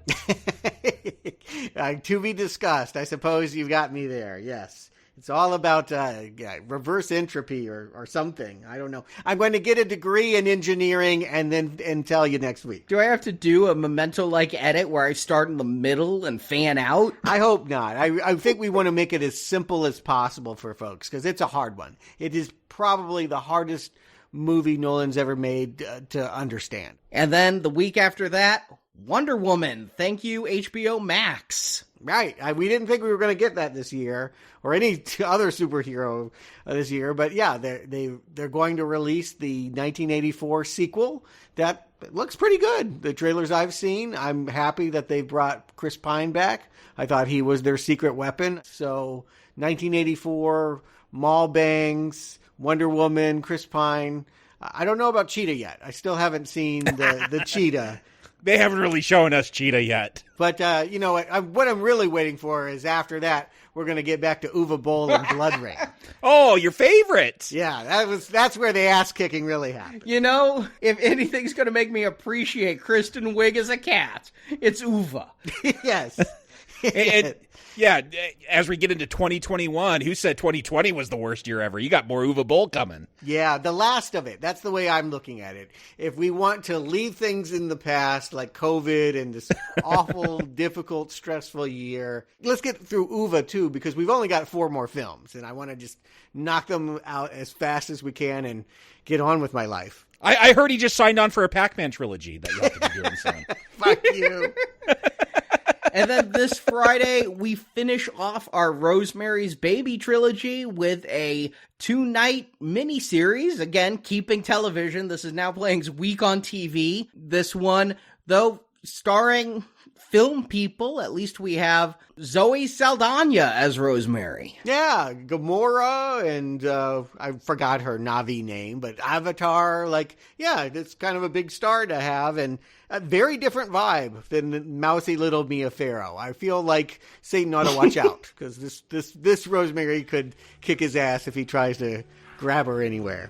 We hope you can join us for that this Friday. Details at nowplayingpodcast.com/donate.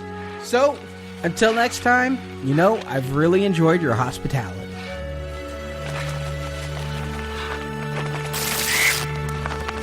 Whatever it was, it's gone. It's over. No more glow. Normal nails, normal eyes, normal everything. Ackerman said it would be gone in 36 hours, and it was gone in 24. He never did tell you what was wrong, did he? No. I don't think he knew. Thank you for listening to this episode of Now Playing. We hope you've enjoyed the show. I gotta get out of here. Now that you've heard the movie review, head to booksandnachos.com to hear Arnie's reviews and analysis of Stephen King's original novels. I'll believe it when I see it. You will. And also come back to NowPlayingPodcast.com each week for another new movie review.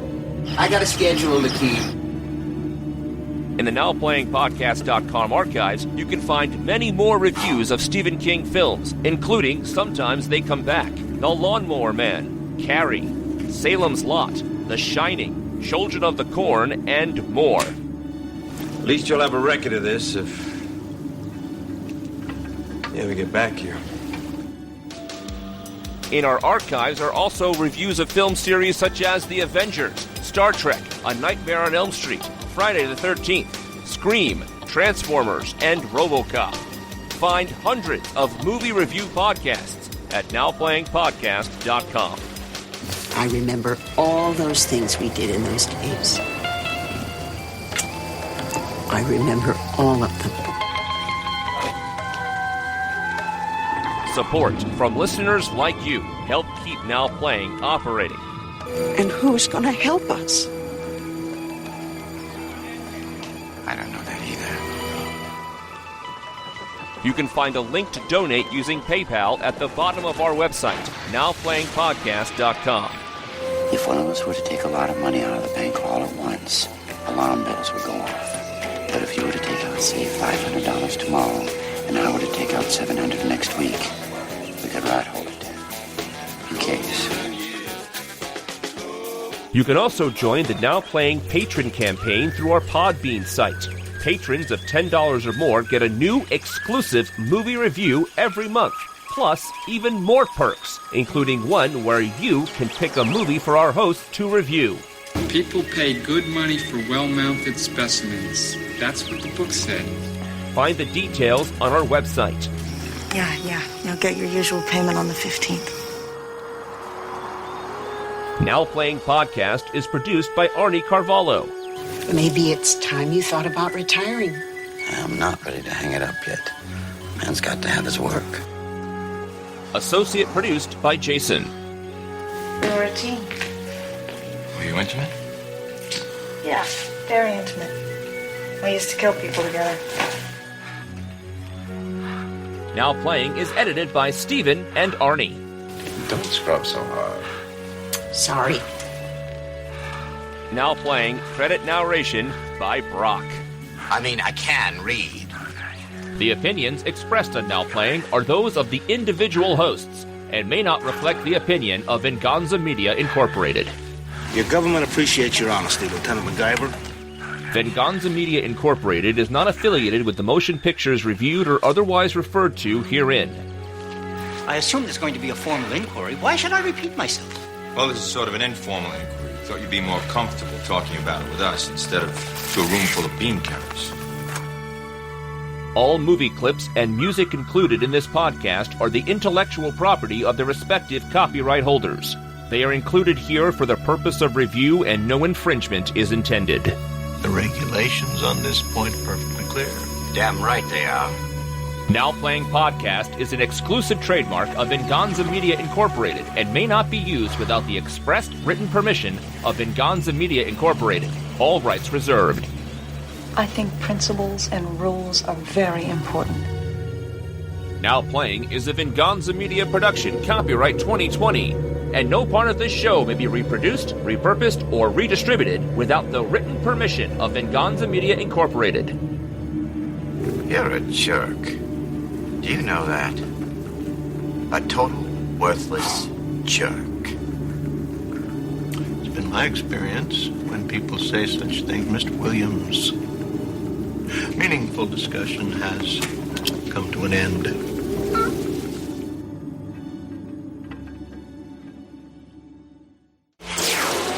What a crazy year to be alive. Yeah, I do remember when CVS. I just went to CVS to pick up a prescription. This other janitor was a step away from MOON. That spells taxidermy. I don't get that reference. Remember the big guy who played by the guy from Coach? He kept going, MOON. That spells Tom. Oh, yes, I did. Okay. You just know that miniseries way better than I did. I saw it once. Well, it was also in the book. They talk about it all the time in that Facebook group. Yes, they do. It's a constant punchline. Yeah, they would be laughing at that joke. I'm like, huh? Listen, some of the listeners will laugh, and the rest will just keep listening to whatever's next on the show. Yeah, totally over my head. I don't know R.D. Call. I looked him up. I've seen him in a bunch of stuff. He was in Born on the 4th of July. Some vet in the background, probably. He played Chaplin. That would be 2 years before this. Charlie? Oh, in 4th of July, he played someone named Chaplin. Yeah. I'm like, wasn't that Robert Downey Jr. that played Chaplin? If this was really greenlit because of David Lynch's Twin Peaks, I have to say, Wonder Years, not The Return, not Fire Walk With Me, is the worst thing to come out of Twin Peaks. Like, oh boy. Don't you mean Golden Years? Golden Years, sorry, I did that. That was an unintentional. Yeah, like Wonder Years, something like that. Yeah. You hate Fred Savage? Yeah, I will redo that.